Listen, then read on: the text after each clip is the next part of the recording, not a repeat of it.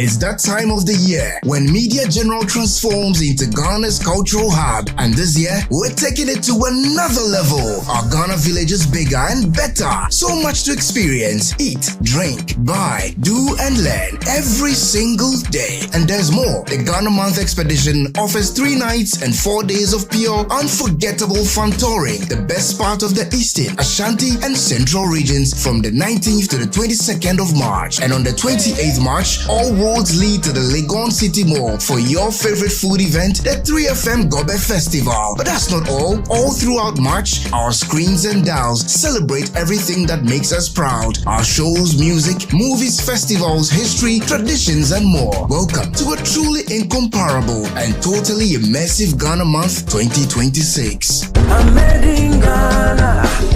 Ghana Month launches on all Media General platforms on Monday, 2nd March 2026 at 10 a.m.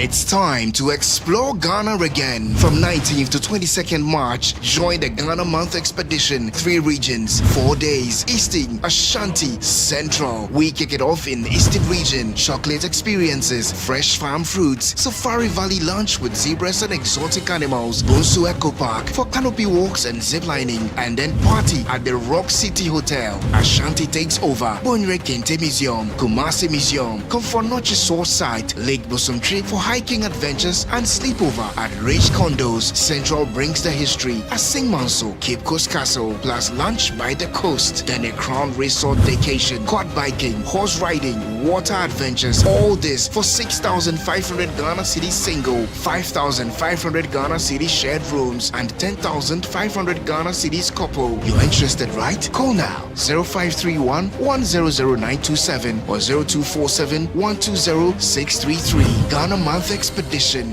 19th to 22nd March. Don't just watch Ghana, experience it.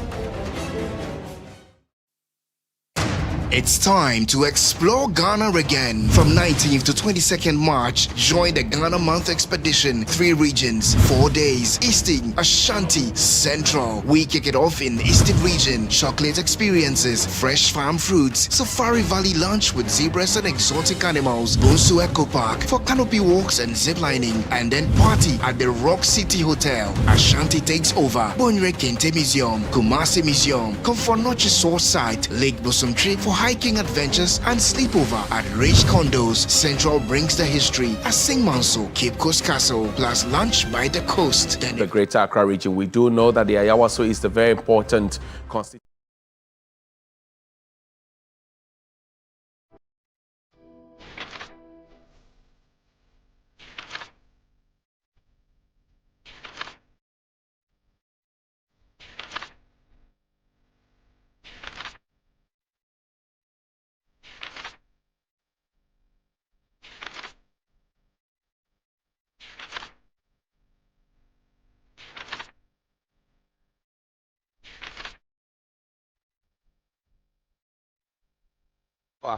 Shortly to the constituency, and then we will engage with our eyes and ears on the ground. We'll be doing sub-analysis of the historical antecedents that have happened in the constituency. You can throw back to 1969 when Sheikh Isikwe of the Progress Party was the firstborn of that constituency. It was then the Ayawaso constituency.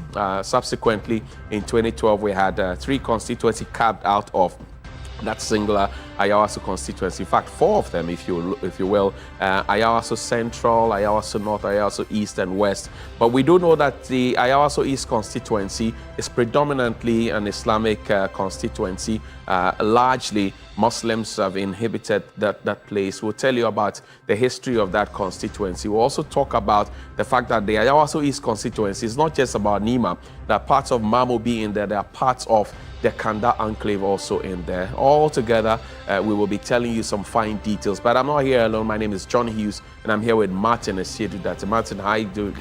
Yeah, very well, thank you, Johnny. And clearly, I mean, when it comes to elections, we are your election command center. Absolutely. So certainly you'd want to keep faith with us between now and 5 p.m. when polls close. We are about 4.5 hours into the opening of polls Voting has been smooth so far, and that is what we are all expecting, that people can just go exercise their franchise and go home. They leave the electoral officials and the security to ensure that we have a peaceful, democratic process. Another feather in the cap of Ghana, as we've always asked for. Right. And like you indicated, it has been event-free since voting opened.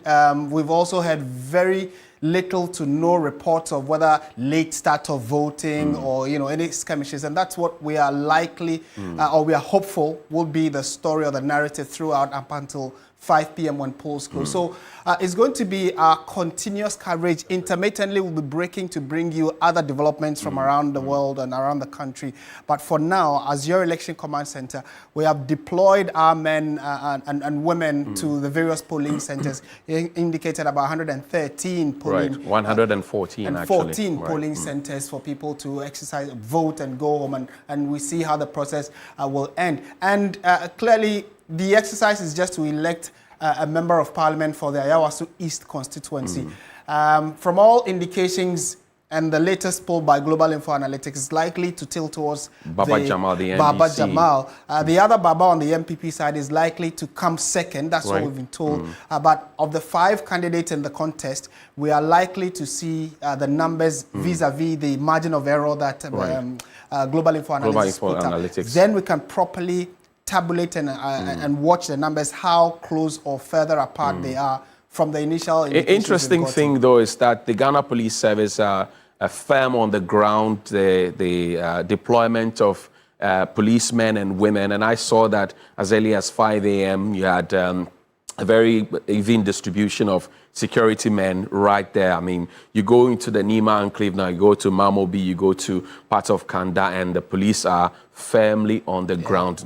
It's a flashpoint, it's a hotbed of political activity, so there's no sleeping on the job, wide awake. And one of our women who is also very wide awake on the job is Evelyn Tingma. She is in the constituency as we speak, and she will join us in a bit. Evelyn, if you are loud and clear, good morning to you.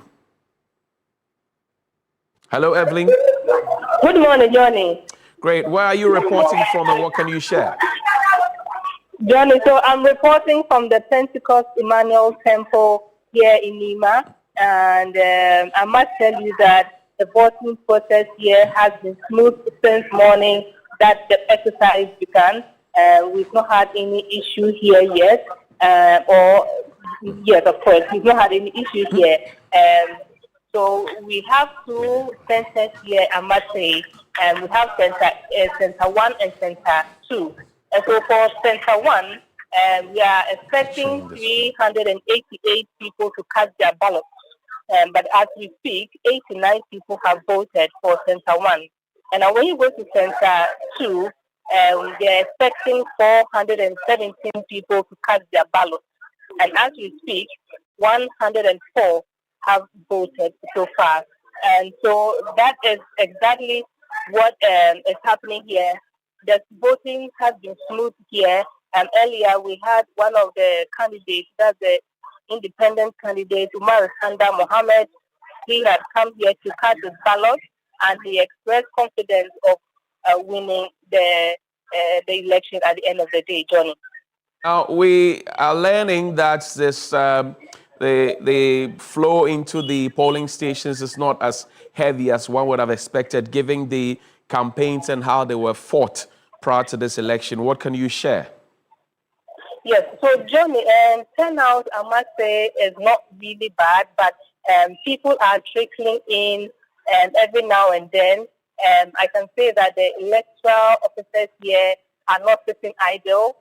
Neither are the people also coming in their numbers, but they come in as few or come and vote. But for some time I have not seen any officials sitting here idle. As we speak, we have about 10 people in the line waiting to cast their ballot. So the people are trickling in, but not that one would have expected, as the announcement was done earlier. That enthusiasm is not there, but people are trickling in to cast their ballot. So it's not that the place is empty, but it is also not very busy. So that is what is happening here at the Pentecost Emmanuel Temple polling station. Do we know do we know if the political parties, I mean the NDC and the MPP, have their supporters? Usually they will say, oh, these are not members of the vigilante group, they are ushers or they are their own para-security people. Have you seen any of such around any of the polling stations you have visited? No, John, since morning, 7 that we have been here, I've not seen anybody like that. We only have the various candidate agents here present, and they are monitoring the process. And we also have a number of police officers here, and I can say there are about more than 10, I can see, more than 10, getting to 20. And so I have not seen any of such people here. And so the police are in control and things are moving on smoothly here. Johnny.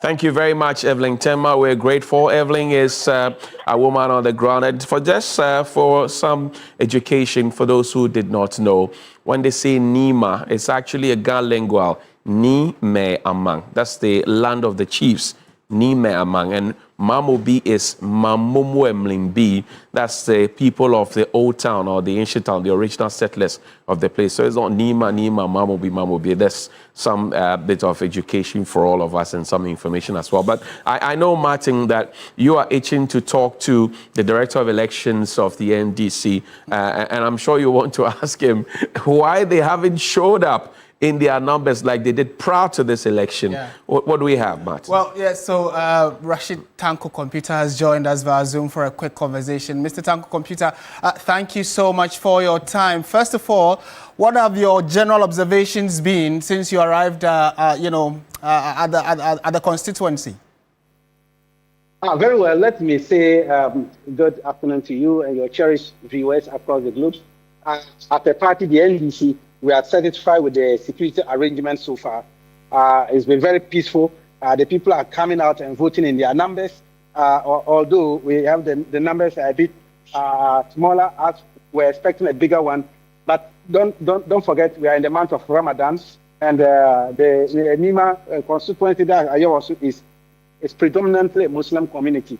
And then so we have to give them that benefit of doubt. They need to rest in the morning after dawn meal and doing the Islamic rituals in the morning before.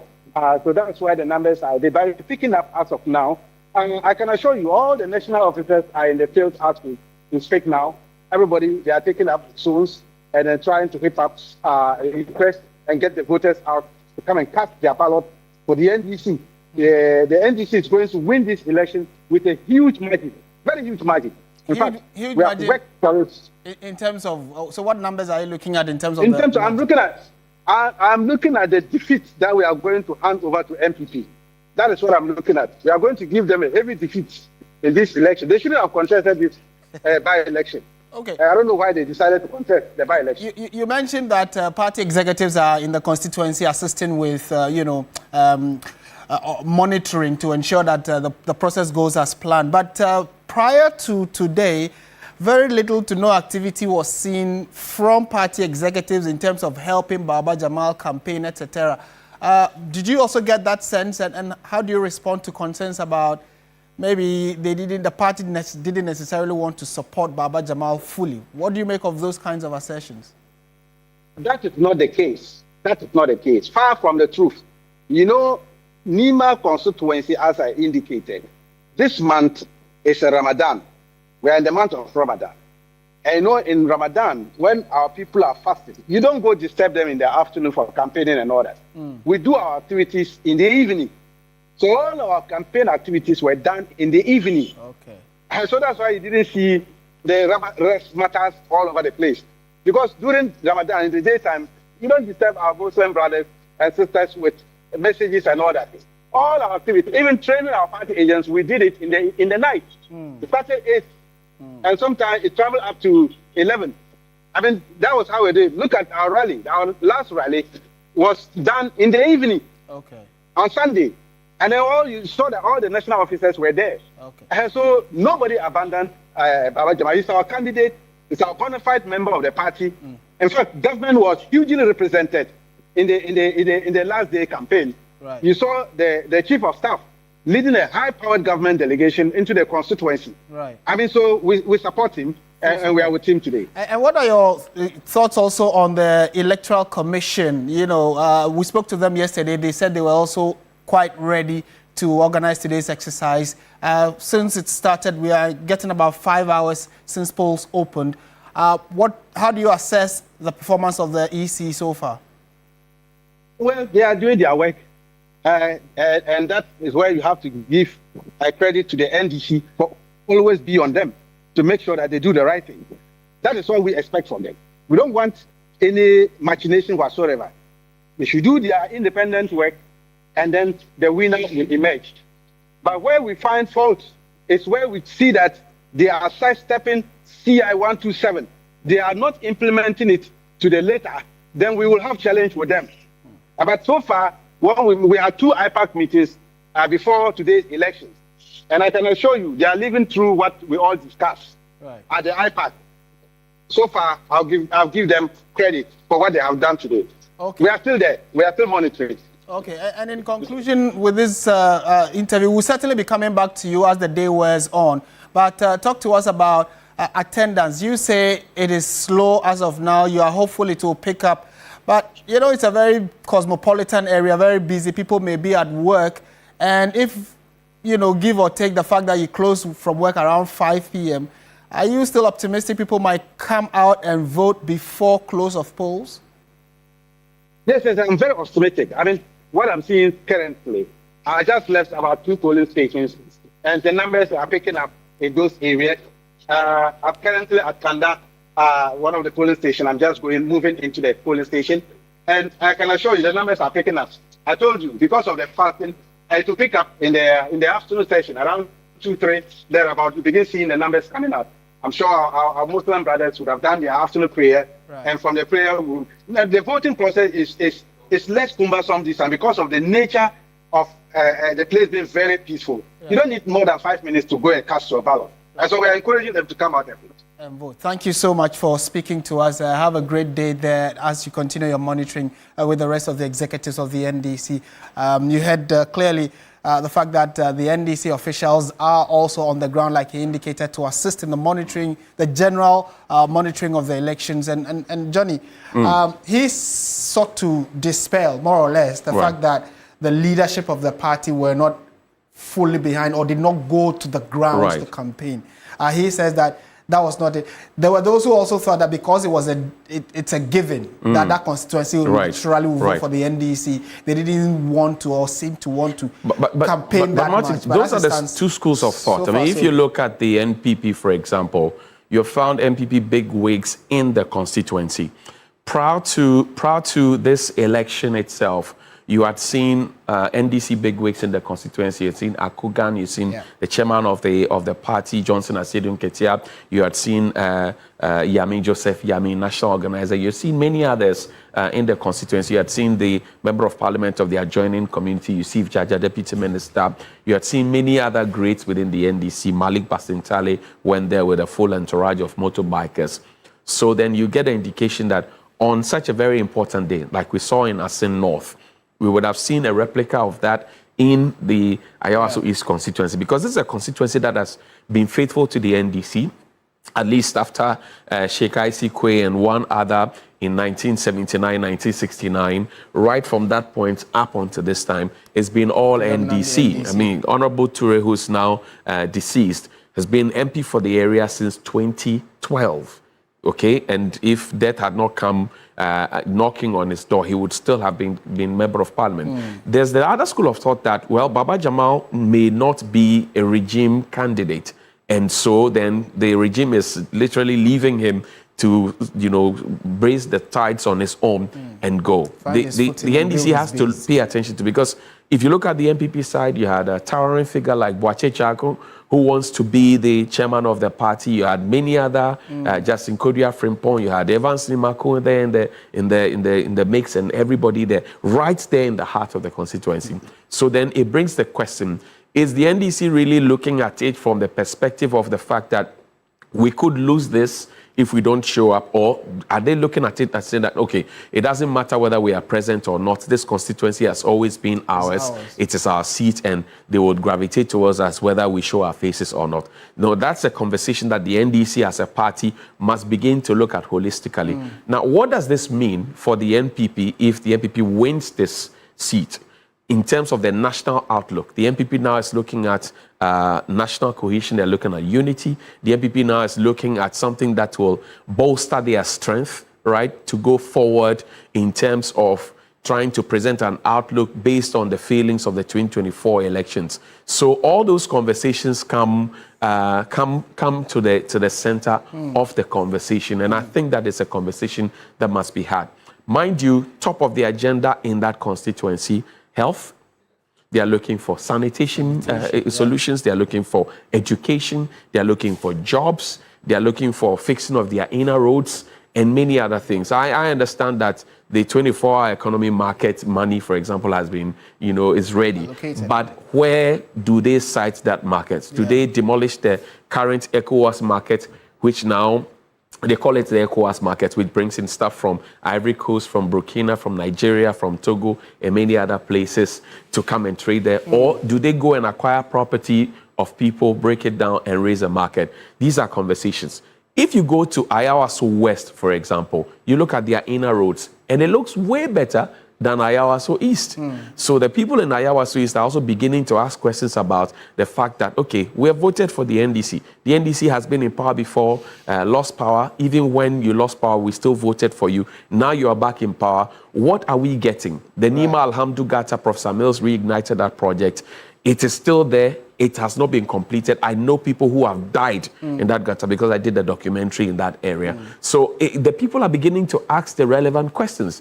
Drug abuse, for example, and its effects on education. I'm told there's a ghetto called Downtown or Downside, and people go there. There are many other places as well. These are the kinds of conversations that heralded the campaign. And so now, if on the D-Day itself, you can't find the faces who came to talk to you about the issues, it then raises questions. Do they really care? Do they not care? I mean, can the MPP do better for us, even in opposition? Yeah, I mean, prior to today, we had consistently gone back to the constituency to talk to some of the constituents. And key on the agenda for some of them is that they hope that the candidates themselves know what the challenges are in the constituency. So they expect that they would address some of these challenges. And so clearly, it is not lost on the constituents that these candidates, in as much as they are seeking power, know that they are supposed to also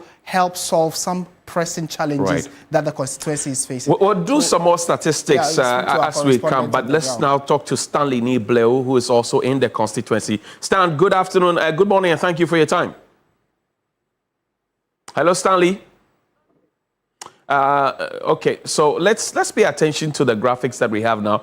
And these are graphics that we carefully put together for you based on research that we did with EN Analytics and also our research desk here at the Election Command Center Media Channel. And we're talking about the polling station summary reports. We know that we have 114 polling stations in the Ayawaso East constituency, a total of 49,966 registered voters who are eligible to cast their votes to decide on who becomes the member of parliament for the area following the demise of Honorable Turi. We also do know that there are 10 polling areas that will tilt or may tilt the scale in favor of candidates that they prefer. And we'll go through it quickly.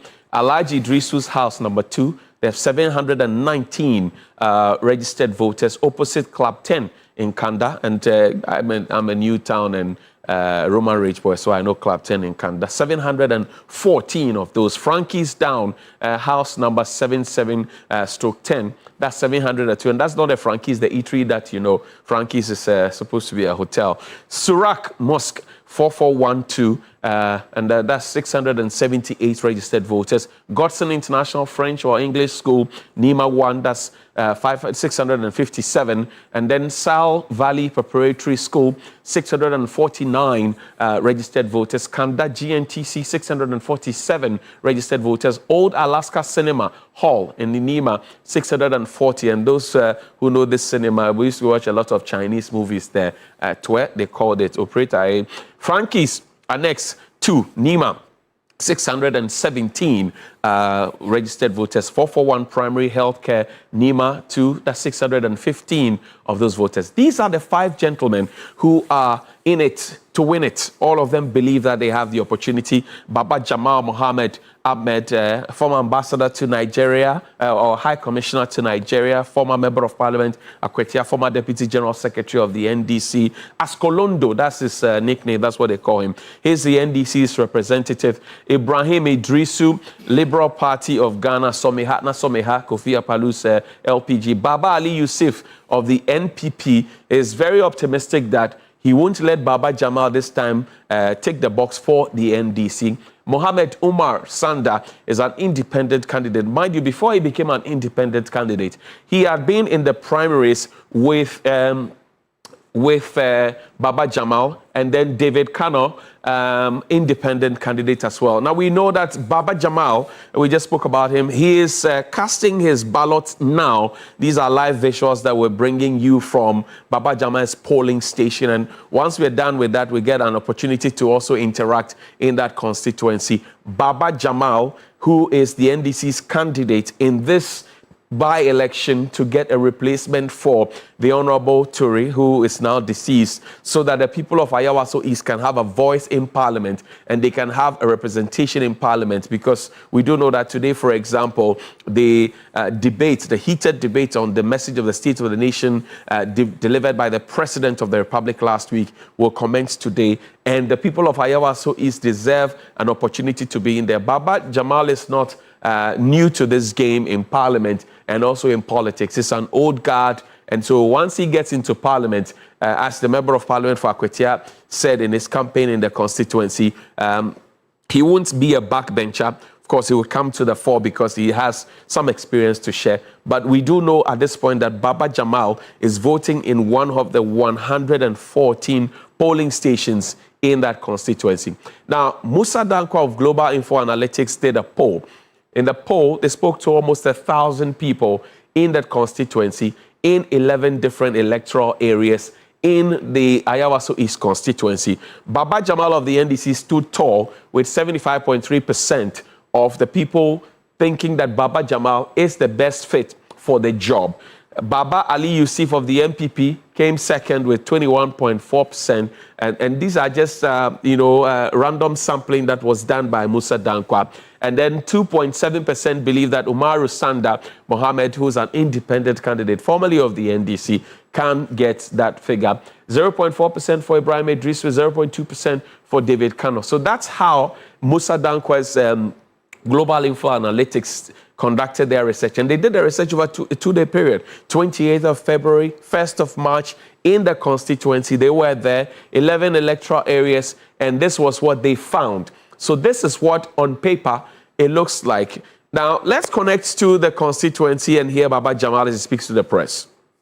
Go back. Open. Hey. Come back. Zuba. Let's bring it so that we can. Okay, are we okay?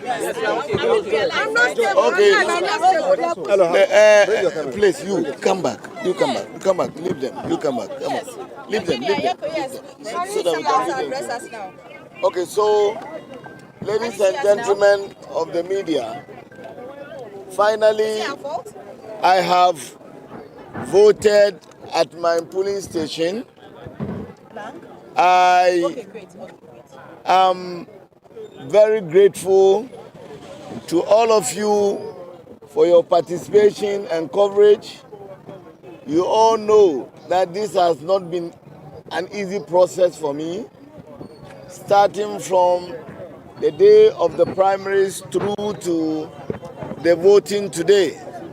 But I give thanks to Almighty Allah for taking me through to this point. So far, I've been to several polling stations. The process has been very, very peaceful. We commend the police for taking good care of the process. I have visited more than 25 polling stations so far. It has been very peaceful. The turnout, understandably, is a bit slow because I know, this is largely a Muslim community. So I know it will pick up as the day goes by. But what I want to assure you is that we will do everything to ensure that all the process is calm, the process is fair. I've already advised all my supporters to stay calm and also be law-abiding. We want to see a peaceful process. We want to see a peaceful election. We pray that Almighty Allah in this month of Ramadan will ensure that we have a peaceful process. It is God that makes kings. My prayer is that if God is doing his king, God will remember me in his blessings and let me have the opportunity to lead the people of East Ayawaso and to prove a point for my people. Like I said earlier, I am not motivated by materialistic things. I am motivated by human service. And that is why I am here to serve my people. I've done it before in Akwetia, and I know I will do it better in East Ayawaso, inshallah. I want to thank all of you and also wish you all well as the day goes by. Please, let's report fairly. Let's report fairly. So far, as I said, everything has been fair, and I want to believe that you all support us in rebuilding our constituency and resetting the constituency. Mr. Jamal, what percentage are you looking at? As I said, God makes kings. So the percentage will be determined by Allah. We have prayed that we should have a high percentage, but it is in the hands of Allah, and Allah will determine. Is the involvement of Standard not scaring you at all? He's from the NDC. Sanda is our brother, but he's taking a wrong route. And I hope that we've given him all the opportunity. Unfortunately, he decided to contest. But it is a contest. I'm a Democrat. I'm a typical politician and a typical Democrat. And so I welcome contest. So let him also try. We are all trying and see what Allah will do to us. What do you tell the delegates that are here to come? It's a weekday. This is Ramadan as well. People are fasting. Of course. 5 o'clock is just around the corner. Of course, we have not gone past the midday. We are still, the day is still young. We are praying that, as I told you,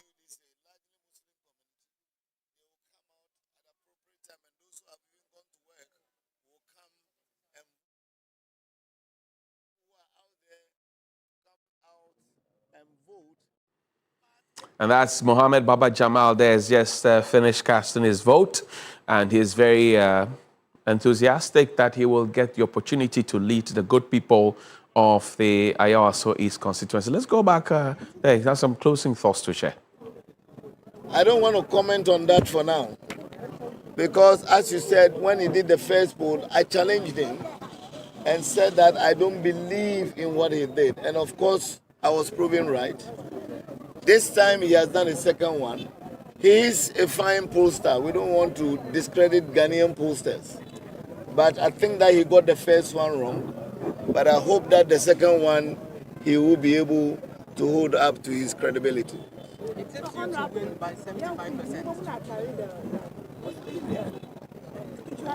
I will do the Hausa later.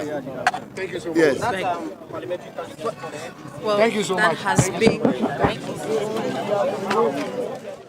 And there you have a swarm of media men around Baba Jamal. But as you know now, it's time for News Central. And Martin has got all the details, Martin.